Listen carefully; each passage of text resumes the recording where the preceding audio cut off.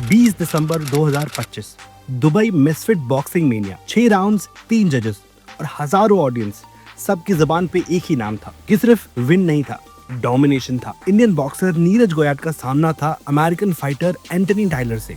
High pressure event, global audience और spotlight पूरा Tyler पे। लेकिन रिंग के अंदर पिक्चर बिल्कुल अलग निकली। नीरज ने पूरे 6 राउंड कंट्रोल दिखाया, clean punches, better movement, sharp timing. जजेस ने यूनानिमसली फाइट नीरज के नाम कर दी और स्कोर बोर्ड क्लियरली बता रहा था कि हर राउंड में नीरज का एज था।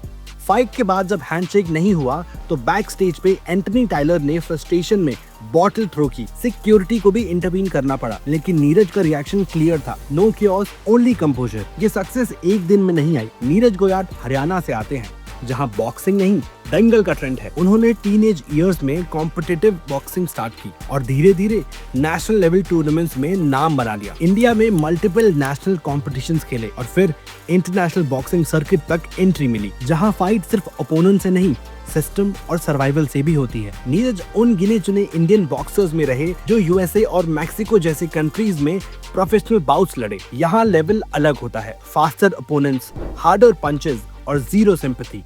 उनका करियर स्मूथ भी नहीं रहा। 2018 के अराउंड एक सीरियस रोड एक्सीडेंट ने उनकी लाइफ को पॉज पे डाल दिया। Multiple injuries, long recovery, uncertainty, career खत्म होने का रिस्क था। लेकिन कमबैक सिर्फ मोटिवेशन से नहीं होता, डेटा, प्लानिंग और डिसिप्लिन से होता है।